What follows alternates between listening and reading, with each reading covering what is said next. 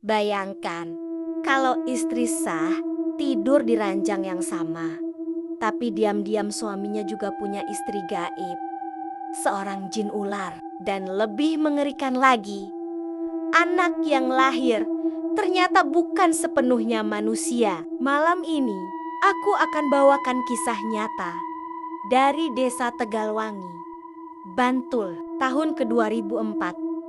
Seorang penjudi miskin yang nekat melakukan pesugihan, menikah dengan jin ular demi selalu menang judi, sampai akhirnya hidupnya hancur dan desanya dihantui sampai sekarang. Kalau kamu berani dengar kisah lengkapnya, pastikan dulu bantu channel kecil ini dengan subscribe biar aku bisa terus bagi cerita horor pekat yang bikin bulu kuduk berdiri.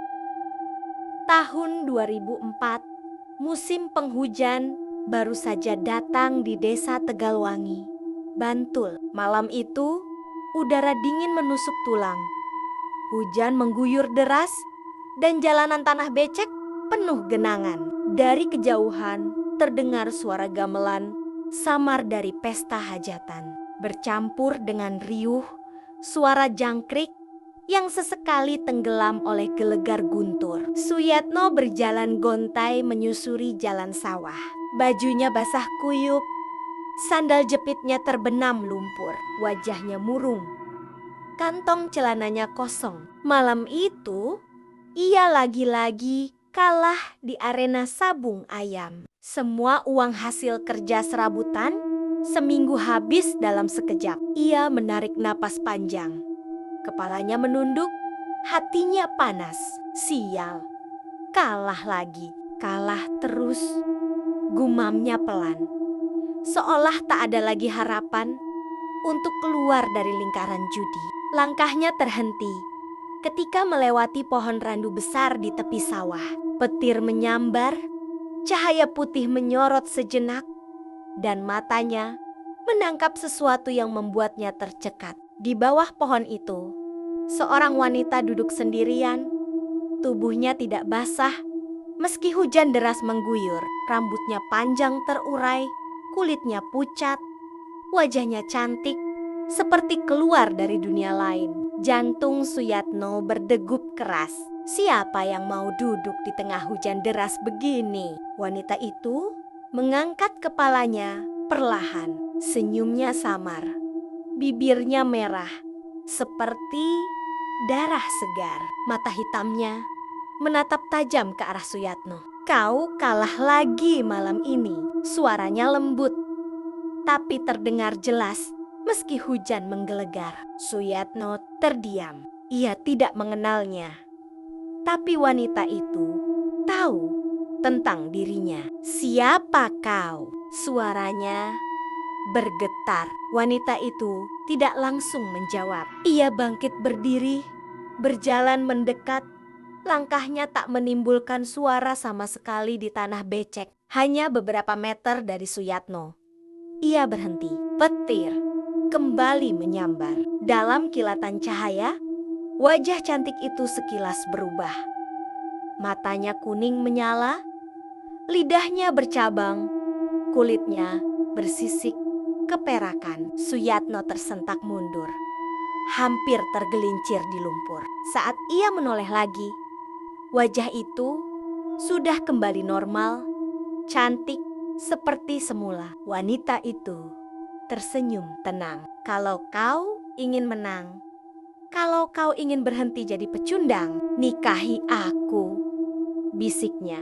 Kata-kata itu menusuk telinga Suyatno. Entah kenapa, meski takut, ia merasa seperti ditarik oleh sesuatu yang kuat. Hidungnya mencium bau amis, seperti lumpur bercampur darah segar, menempel di bajunya meski ia tak tahu dari mana asalnya. Wanita itu mendekat, lebih dekat lagi. Begitu dekat, hingga napasnya yang dingin terasa di wajah Suyatno. Aku bisa membuatmu selalu menang. Kau hanya perlu satu hal. Terima aku sebagai istrimu. Suara hujan tiba-tiba reda sesaat. diganti suara desisan samar di telinga. Bulunya merinding, tapi kakinya seolah terpaku, tak bisa lari. Suyatno membuka mulut, tapi kata-kata tercekat di tenggorokan. Saat ia hendak berbalik, tiba-tiba petir menghantam pohon randu dengan suara menggelegar. Kilatan cahaya menyilaukan mata, dan dalam sekejap wanita itu menghilang. Yang tersisa hanya pohon randu yang basah kuyup, dan bau amis menyengat semakin kuat menusuk hidung. Dengan tubuh gemetar, Suyatno buru-buru berjalan cepat ke arah rumah. Namun sepanjang jalan, telinganya terus mendengar bisikan samar, seolah ada suara yang mengikuti dari belakang. Menikahlah denganku, maka kau takkan kalah lagi. Beberapa minggu setelah kejadian malam hujan di bawah pohon randu, hidup Suyatno berubah drastis. Di arena sabung ayam, ayam miliknya selalu menang. Di lapak dadu, angka yang ia pasang entah bagaimana selalu keluar. Orang-orang mulai curiga, tapi tak ada yang berani menantang terang-terangan. Ia kini sering pulang membawa kantong plastik penuh uang. Wajahnya cerah, langkahnya ringan, seolah semua beban hidupnya lenyap. Namun perubahan itu membuat istrinya, Sumi, gelisah. Mas, dari mana uang sebanyak ini? Kerja serabutanmu kan gak mungkin dapat segini, tanya Sumi suatu malam sambil melipat kain. Suyatno hanya tersenyum samar, duduk di kursi bambu sambil merokok. Namanya juga rezeki, Mi. Jangan banyak tanya. Yang penting sekarang kita bisa hidup enak. Sumi terdiam, tapi hatinya tidak tenang. Ada bau aneh dari tubuh suaminya. Bau amis bercampur lumpur sawah yang tidak pernah hilang meski sudah mandi berkali-kali. Malam itu, saat lampu minyak redup di ruang tengah, Sumi terbangun mendengar suara aneh, seperti suara gesekan kasar, lalu suara desisan panjang. Ia menoleh ke samping. Suyatno tampak tidur nyenyak di ranjang bambu. Tapi suara itu jelas terdengar, seolah datang dari bawah ranjang. Dengan jantung berdegup keras, Sumi memberanikan diri menunduk. Dalam kegelapan, matanya samar menangkap sesuatu bergerak. Sekilas, ia melihat ekor panjang melata perlahan. Saat ia menjerit kecil, benda itu lenyap begitu saja. Ia buru-buru menyalakan lampu minyak, tapi yang ada hanya lantai tanah yang basah, seperti baru dilalui sesuatu. Suyatno terbangun, wajahnya kesal. Kenapa, Mi? Ribut malam-malam begini. Aku dengar suara aneh di bawah ranjang. Paling tikus. Udah, tidur aja. Namun hati Sumi semakin tak tenang. Hari-hari berikutnya, setiap kali Suyatno pulang dari lapak judi, ia membawa uang lebih banyak dari sebelumnya. Namun ada yang makin aneh. Tubuhnya sering dingin, seperti baru keluar dari kolam. Dan matanya kadang berkilat aneh saat tertimpa cahaya lampu. Suatu malam, ketika Suyatno sudah tidur, Sumi hendak menutup jendela kamar. Dari sudut mata, ia melihat bayangan perempuan berambut panjang duduk di samping suaminya. Jelas sekali, sosok itu menunduk. Wajahnya menghadap ke arah Suyatno. Sumi terdiam. Darahnya membeku. Perlahan ia menoleh penuh.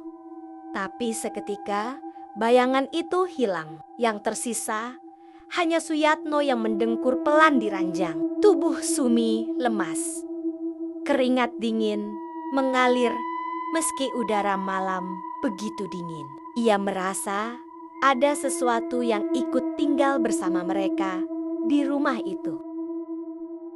Beberapa minggu kemudian, Sumi hamil. Awalnya ia merasa bahagia karena mereka sudah lama menantikan anak. Tapi kegembiraan itu berubah jadi ketakutan saat ia melakukan pemeriksaan di puskesmas. Bidan yang memeriksa terdiam lama menatap layar USG. "Bu, ini bayinya sehat, tapi ada sesuatu yang aneh," ucap bidan dengan raut bingung. "Aneh? Bagaimana, Bu?" Sumi panik. Di bagian perut bawah terlihat semacam bayangan mirip sisik. "Saya belum pernah lihat yang seperti ini." Sumi terdiam.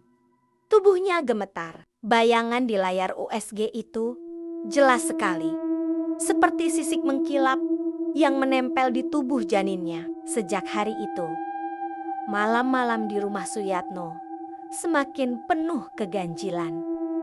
Kadang suara desisan ular terdengar dari dapur. Kadang lampu minyak tiba-tiba padam sendiri, meninggalkan rumah dalam kegelapan pekat. Dan setiap kali hujan deras turun, Sumi selalu mencium bau amis darah memenuhi ruangan. Hari kelahiran akhirnya tiba. Malam itu hujan turun deras di desa Tegalwangi. Kilatan petir membelah langit. Suara guntur menggetarkan dinding rumah-rumah kayu. Sumi berteriak kesakitan di kamar, dibantu bidan desa dan beberapa tetangga perempuan. Suyatno mondar-mondir di ruang depan. Wajahnya tegang, tangan gemetar, menggenggam rokok yang tak kunjung diisap. Dari balik pintu kamar, jeritan istrinya bercampur doa-doa lirih. Beberapa jam kemudian, tangisan bayi pecah. Namun tangisan itu terdengar aneh. Lebih mirip desisan panjang ketimbang suara bayi pada umumnya. Para tetangga saling berpandangan. Wajah mereka pucat. Bidan keluar dengan wajah syok. Di tangannya, bayi laki-laki mungil terbungkus kain putih. Setengah tubuh bayi tampak normal, tapi di lengan dan perutnya terlihat sisik-sisik kecil mengkilap. Saat cahaya lampu minyak mengenai sisik itu, kilau perak memantul tajam. Para tetangga menjerit kecil. Ada yang langsung keluar rumah sambil mengucap istighfar. Ada yang berbisik-bisik, "Anak ular, anak ular." Sumi menangis memeluk bayinya. Sementara Suyatno hanya berdiri kaku. Matanya merah, napasnya berat. Malam ke-7. Setelah kelahiran, keluarga mengadakan akikah kecil. Beberapa kerabat datang, membawa doa dan sedikit makanan. Namun, suasana tidak pernah benar-benar tenang. Tepat saat doa dimulai, lampu minyak berkelip, lalu padam mendadak. Rumah gelap gulita. Suara hujan deras makin jelas, disusul suara aneh dari bawah lantai rumah. Gesekan kasar seperti tubuh besar yang merayap di tanah basah. Tiba-tiba, bayi itu menangis. Tapi tangisannya bukan suara biasa, lebih mirip desisan panjang yang membuat bulu kuduk semua orang berdiri. Dalam gelap, seseorang berteriak, "Astagfirullah!" Apa itu? Lalu terdengar bunyi benda berat menghantam dinding rumah, seperti sesuatu melilit tiang dari luar. Bau amis darah memenuhi ruangan, menusuk hidung, membuat beberapa orang muntah. Ketika petir menyambar dan cahaya menerangi sebentar, semua orang melihatnya. Sosok perempuan berambut panjang berdiri di ruang tamu. Tubuhnya pucat, matanya kuning menyala. Dari pinggang ke bawah, tubuhnya berubah menjadi ekor ular raksasa yang melilit lantai. "Aku datang menjemput anakku." Suaranya dingin, bergema di seluruh ruangan. Sumi berteriak, memeluk bayinya erat-erat. "Tidak, anak ini anakku. Jangan sentuh dia." Wanita ular itu tersenyum tipis. "Kau hanya rahim pinjaman. Bayi ini darahku. dagingku. Suasana kacau. Para tetangga berlari keluar rumah. Ada yang jatuh tersungkur di lumpur. Hanya Suyatno yang tetap berdiri di tengah ruangan. Wajahnya kosong. Ia menatap wanita ular itu dengan mata nanar. Kau yang datang waktu itu. Wanita ular itu mendekat. Ekornya menggesek lantai tanah. Meninggalkan jejak basah berlendir, ia meraih bayi yang menangis. Tapi Sumi menjerit histeris, menolak melepasnya. Pertarungan gaib terjadi. Angin kencang berhembus di dalam rumah. Tikar terlempar. Piring pecah, berhamburan. Sumi merasa tubuhnya ditarik oleh kekuatan tak terlihat. Bau amis semakin kuat, seperti darah segar yang menggenang. Suyatno berlutut, menutup telinga, suaranya parau. Cukup, jangan sakiti mereka. Wanita ular menatapnya tajam. Kau sudah berjanji, kau menikah denganku di bawah pohon randu. Bayi ini milikku dan kau ikut denganku. Lantai rumah bergetar. Dari celah tanah muncul ekor ular raksasa yang melilit kaki Suyatno. Ia menjerit, tubuhnya ditarik perlahan ke bawah. Matanya memerah, wajahnya berubah pucat, mulutnya terbuka seperti hendak menjerit, tapi suaranya tertahan. Sumi mencoba meraih tangan suaminya, tapi tenaga gaib menepisnya. Suyatno ditelan lantai, ditarik ke dalam tanah bersama ular raksasa yang muncul hanya separuh tubuh. Jeritan terakhirnya menggema di seluruh rumah, lalu hilang begitu saja. Hujan terus mengguyur. Rumah hening. Wanita ular itu menghilang bersama bayinya, lenyap tanpa jejak, meninggalkan Sumi pingsan di lantai tanah. Saat orang-orang desa berani masuk kembali, mereka hanya menemukan rumah berantakan, Sumi tak sadarkan diri, dan kain putih bayi yang basah berlumur lendir dengan sisik-sisik perak menempel di permukaannya. Sejak malam itu, rumah Suyatno ditinggalkan. Tidak ada yang berani menempati lagi. Warga Tegalwangi sering bercerita, tiap hujan deras turun, terdengar suara bayi menangis bercampur desisan ular dari arah rumah kosong itu. Dan sampai sekarang, tidak ada yang tahu apakah bayi itu hidup bersama ibunya di dunia gaib atau menjadi bagian dari kegelapan yang menelan ayahnya. Itulah kisah gelap tentang Suyatno dari desa Tegalwangi. Lelaki yang nekat menikahi jin ular demi menang judi, tapi akhirnya kehilangan segalanya. Sampai hari ini, rumah tua peninggalannya masih berdiri kosong. Ditelan semak belukar, warga sekitar percaya bila hujan deras turun, sering terdengar suara bayi menangis bercampur desisan ular dari dalam rumah itu. Cerita ini jadi peringatan buat kita semua. Tidak ada jalan singkat menuju kekayaan. Kalau ada yang menjanjikan rezeki mudah, apalagi lewat perjanjian gaib, pasti ada harga yang jauh lebih besar menunggu di baliknya. Terima kasih sudah mendengarkan sampai akhir. Kalau kalian suka cerita horor mistis seperti ini, jangan lupa bantu channel kecil ini dengan klik subscribe, like, dan share, supaya aku bisa terus berbagi kisah-kisah yang bikin merinding ke telinga kalian. Sampai jumpa di cerita berikutnya. Dan hati-hati kalau suatu malam hujan deras, kalian mencium bau amis tanpa sebab. Bisa jadi ada yang ikut memperhatikan dari balik gelap.